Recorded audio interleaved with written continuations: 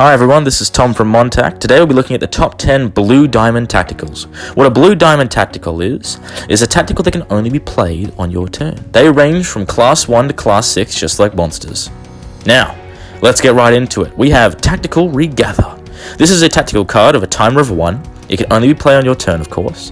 But if it's discarded from your hand due to a tactical effect or monster specialty, you may add one Class 3 or higher tactical from your perish pile to your hand. What makes this card incredibly good is when you use it in conjunction with a card that discards, such as Apocalypse Dragon Pharaoh Rex. So you can discard Tactical Regather and another card to activate its specialty to send an enemy monster to the perish pile. Now what Tactical Regather does is it then adds a Class 3 or higher from the perish pile back to your hand. Now why this card is good is that you only have to discard basically only one card. You're only losing one card in this transaction. You discard 2 cards, but then you can gain 1 card from your perish pile, so it minimizes the amount of loss you incur. Now you could also grab a card like Rage Release from your perish pile, Veteran Effect, a lot of those cards that are Class 3 or higher. You could also add a Giant's Wrath, which will be featured on this list coming up.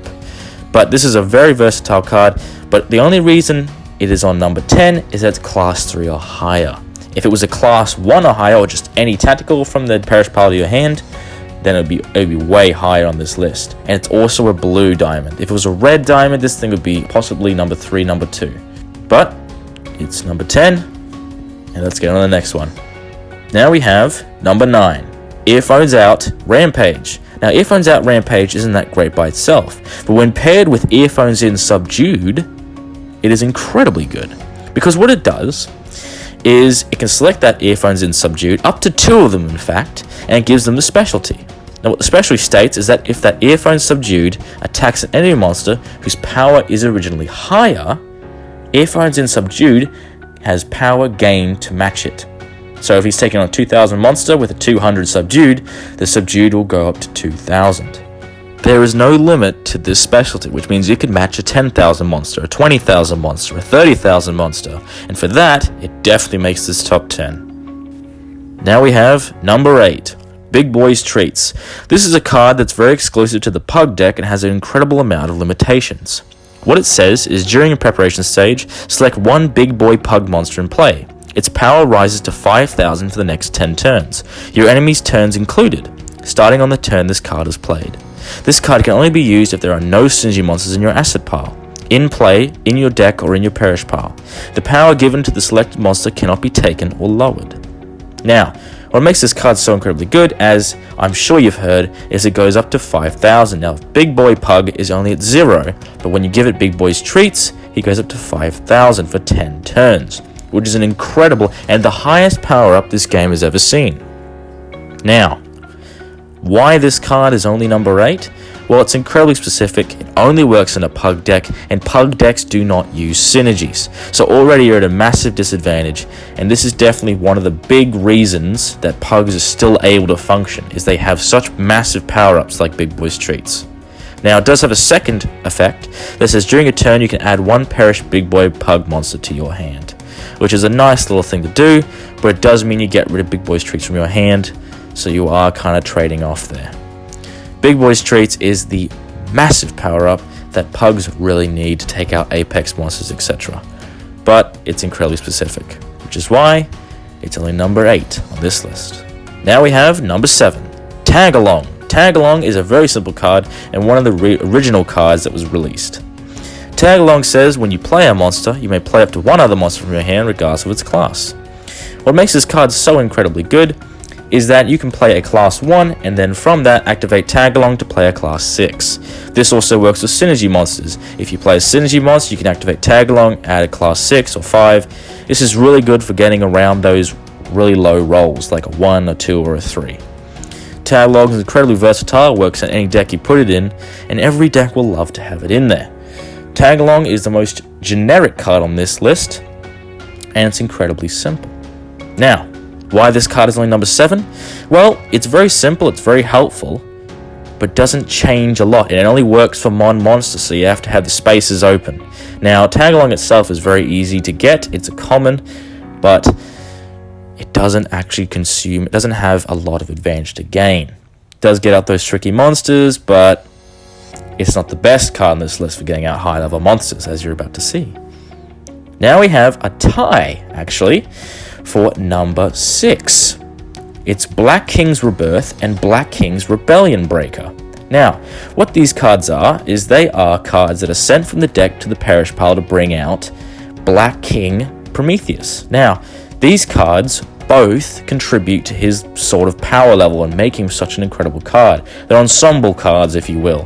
What Rebellion Breaker does is it gives the king a specialty, that when it attacks an enemy monster whose original power is higher, it doubles the king's power level. Now that's amazing, but the reason it makes this list is that it's incredibly easy to get out, it's incredibly easy to use, and it barely costs you anything. It's a free power-up, and it allows your king to hit 4,000 points. On top of that, there's Black King's Rebirth. Now, I made them on the same spot in this list because they both do pretty much the same thing, and they're not really each better than the other, so I gave them a little tie on this list. Black King's Rebirth states that when that Black King you have perishes on your next turn, it comes back. Now, it allows that Black King to have a bunch of protection, which means that you don't have to stress about your Elder going down the drain. And this Black King Rebellion Breaker allows your Black King to be able to take down those boss monsters your enemy has. Now, Black King itself has a specialty that says that when it attacks an enemy monster, tacticals cannot be played until the end of that conflict, which means all these cards combined, and it's an incredible shutdown and incredibly versatile Elder card. That's why they make number 6 on this list. Number 5, Ascendancy. What this card does, it's a timer of 1, very easy to use. During preparation stage, you may send 1 angel monster or card that has divine in its name from your deck to your asset pile. If you do, you may add up to 1 angel monster from your deck to your hand. The angel monster added to your hand can be played on the current turn regardless of its class. So what this is really good for is angels are known for putting cards in the asset pile. They rely on Beowulf to then use the cards in the asset pile as fuel to power itself up and come back over and over and over again. Now, this card does give your enemy 3 health points, but if you were to bring out Elizabeth with this, or you know how the angels are, they always gain a lot of health points, they're incredibly aggressive, those 3 health points are not a big deal.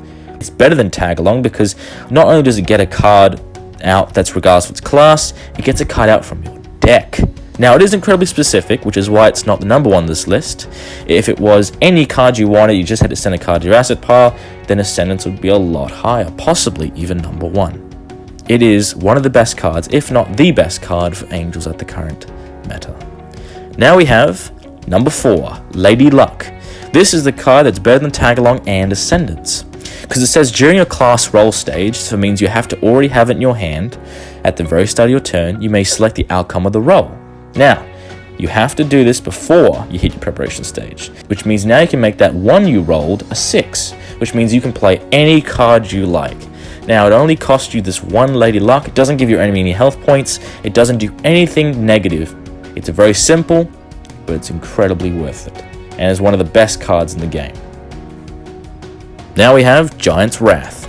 Giant's Wrath is a really good card because what it can do is when it's discarded from your hand because of a tactical effect or monster specialty, you may sacrifice 1 health point and shuffle 1 card from your hand back into your deck to have all monsters you command lose their specialties and have their current power doubled until the end of the game. This card is incredibly good when you use it with Elder cards, or if you use it with Apocalypse Dragon Pharaoh Rex. What this card can really do is it doubles it and then has that power double. It does remove specialties, right? But if your card has a sleeper skill, that'll actually work to its advantage. Giant's Wrath does cost a little bit. You have to lose a health point and a card from your hand is shuffled back. It's a timer of 4, so a lot of things have to line up for it to work, but when it does, it is incredibly good. Now, not only does it double, like, a particular card, it doubles all monsters you command. So you could potentially have 3,000 point monsters from just having a couple 1,500s out there. Now, that is power. Now we have number 2, Monster Transfer.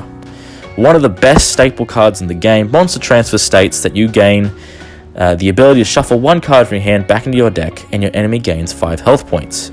If you do this, you play up to 1 monster from your deck. Then you can select up to 1 monster in play, and its power is reduced to 0 until the end of the game. Now, why this card is so great is that it can get you a monster even if you have nothing to play from your hand. It's a timer of 1, so it's incredibly easy to get out. And you can select an enemy monster and make its power 0, which means this will just absolutely nullify boss monsters, on top of getting you cards. Now the reason it's only number 2 is it does give your enemy 5 health points. It's a massive amount of health points to give away, especially for something that only works on one monster. And now we have number 1, Incomplete Synergy. When you only have half or more of the synergy condition fulfilled, you may sacrifice 1 health point, and that specific synergy can be played this turn. What makes this card incredibly good is you can use this with a lot of combos, and especially when you need a synergy but you don't have all the materials for it, Incomplete Synergy says, here you go and you've got it. Sacrifice a health point and it fixes it for you. It's incredibly good, incredibly versatile. Any deck could use it. And it's so good because if you only have half of your Apex fulfilled, activate Incomplete Synergy, you've got your Apex out even earlier than normal, which could sometimes lead to you winning the game. It can only be used on your turn, which is unfortunate. If it was a red diamond tactical, it would probably be a lot higher. Like, it would probably be candidate for almost the best card in the game. But it's a blue diamond tactical, which makes it the best blue diamond tactical in this game, and a card that anyone who wants to get that Apex a lot quicker, or even a synergy a lot quicker, it's a must-have. That was the top 10 blue diamond tacticals for the MonTac TCG as of August 2020. It's been a long time since I've done these, and I hope you guys enjoyed it. Have a great day. This has been Tom.